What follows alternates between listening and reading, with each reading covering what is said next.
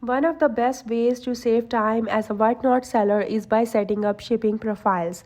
In this video, I will walk you step by step through how to create one and explain why shipping profiles can make listing your items faster and easier. Shipping profiles let you save packaging weights and bundling preferences for items you list often. Instead of entering the same shipping details every time, you can apply a shipping profile with just one tap.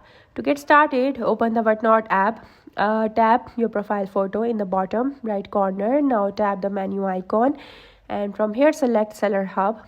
Then tap Shipping and choose Shipping Profile. Now tap the plus icon in the upper right corner to create a new profile. First, give your shipping profile a name, then enter the weight of the item you ship most frequently. Now adjust the bundle option as needed. For example, if you often ship fragile glass figures that need to be packaged individually to prevent damage, turn bundling on, set the maximum number of items per package to one, and save your settings. Once your profile is created, it will be ready to use the next time you list that item. Simply select the shipping profile and you are saved. Weight and bundling preferences will automatically apply, saving you time on every listing. If you want to dive deeper, Whatnot has detailed articles in their help center that cover shipping tools in depth.